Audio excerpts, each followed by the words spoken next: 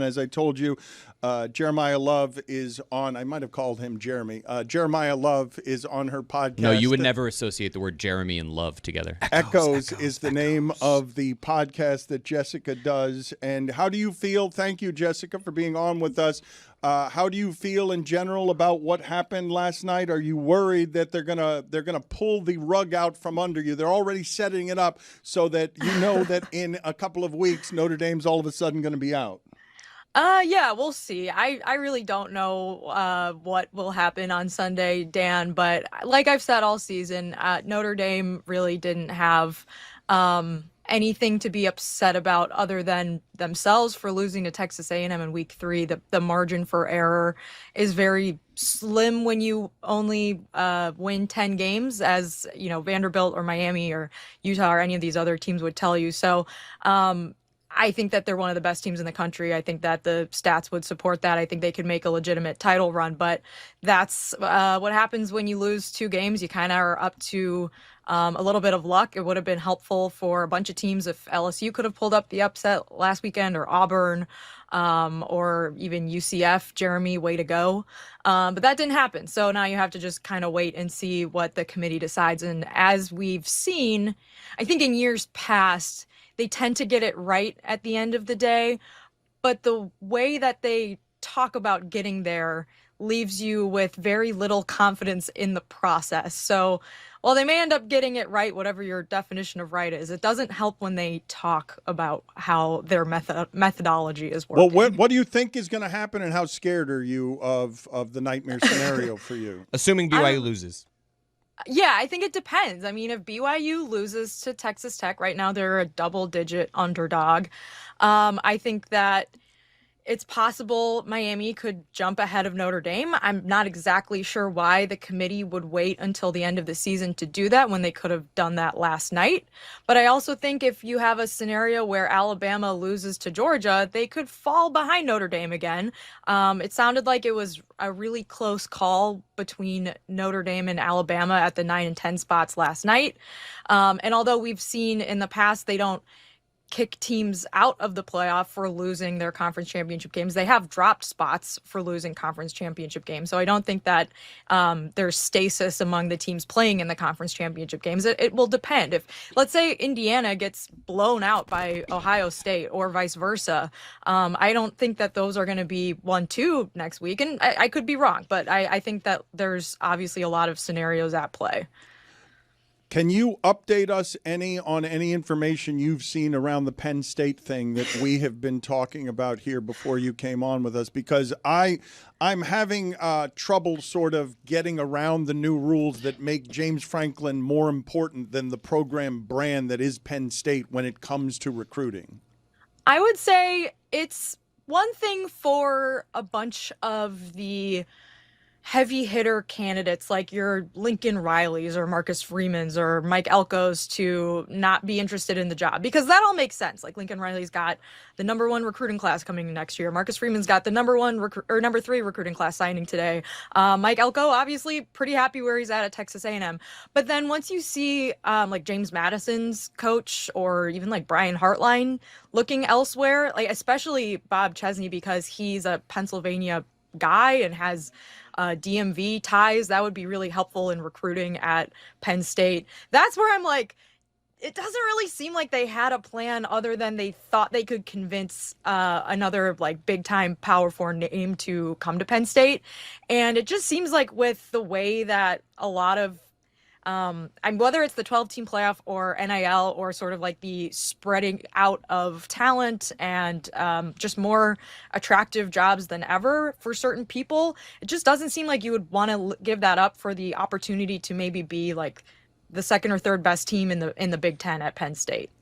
I actually happen to know. Oh my God, he knows. He happens to know. Come, everyone. Come and listen. Happens to know. He happens to know. Well informed. Chesney did finish second in the race to be Penn State's head coach. He finished behind Sataki. Sataki was done, delivered. They had their guy.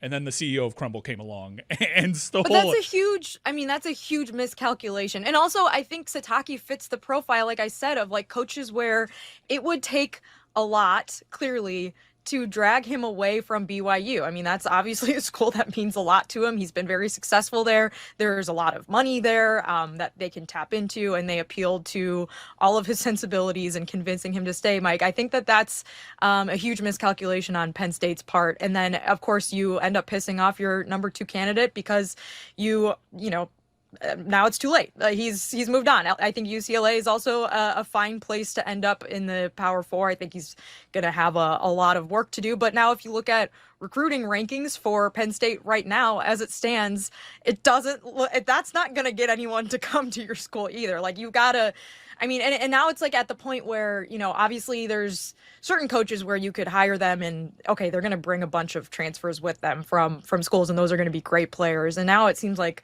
a lot of those candidates are kind of locked in next year at where they want to be. So it's just becoming a worse situation, I think, by the day. And also, I think Penn State's been like, and Mike, you could probably attest to this too. They're like, we're going to run a quiet, very smooth, no one's going to know what we're up to, we're going to keep this under wraps. And it's like, well, what did that get you? Because now it's like you still don't have a coach. Like, LSU, say what you will about their governor embarrassing them and like publicly lusting after Lane Kiffin, they got the coach they wanted. Doesn't matter. They got their guy. Shit ton of money. Yeah. He's going to sign a huge recruiting class. They're probably going to be preseason top 10. LSU was a circus and Penn State was the model, and yet LSU gets their guy and Penn State gets left at the altar, and now they're looking at Manny Diaz. Yeah, I mean, potential ACC champion Manny Diaz, and it seems like Penn State fans like Manny Diaz. I don't know if he has the upside of some of the other coaches that they were looking for, but he obviously was a popular person at Penn State, from what I can tell. I don't know. I want to play. Maybe not the worst. I want to play for you some Schefter sound on Kevin Clark's podcast. You've probably heard this. What are your thoughts on this sound from Adam Schefter? I don't think that there is a Ben Johnson this year at the NFL level. The only guy I could think of that would be in this category, and I don't know that he would be interested, would be Marcus Freeman at Notre Dame. That's a guy that, to me, if I owned an NFL team, I'd want him on the phone right now. That's a guy that I would want to be hiring right now. That's a guy that I would be investing in right now.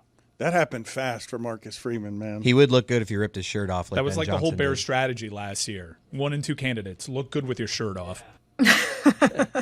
Does Ben Johnson look good with his shirt off? Oh, yeah. Sneaky decent. Good, better, best. The Mississippi State of shirts off. Well, I would be fine with playing that video does for that mean? Jessica and having her decide. But what did you think of the sound? I agree. I think Marcus Freeman's a great coach. I think, you would be stupid not to kick the tires on trying to hire him if you're an NFL team. I don't know his personal interest level, but if he's interested in it, then yeah, he's a great head coach.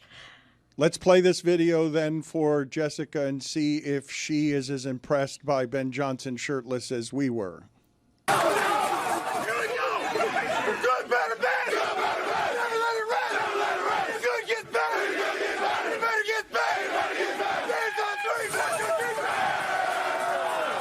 Sneaky decent. Wow, stealing my lines.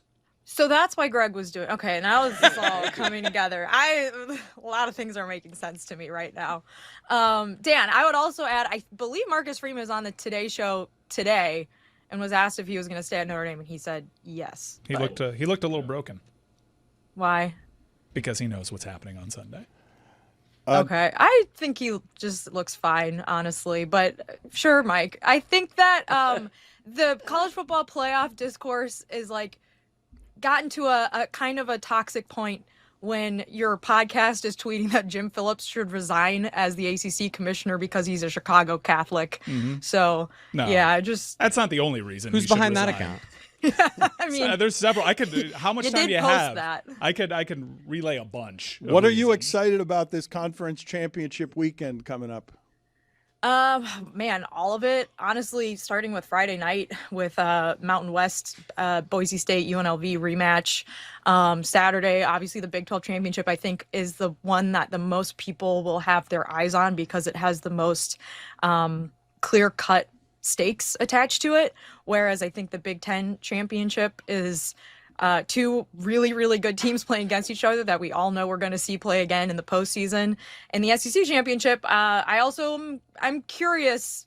I'm curious if Georgia can pull it off. Kalen DeBoer's been really good against Kirby Smart in his short time at Alabama, but Alabama, I think, probably feels safe in the playoff, but would really like the security of an SEC championship. And then there's also the question of, like, would they move up into a bye position if they beat Georgia? So, yeah, there's going to be a lot of great games this weekend. Even like Dan Maction is going to be great. It's not going to get the eyeballs, but man, I will be rooting for Miami of Ohio all morning on Saturday.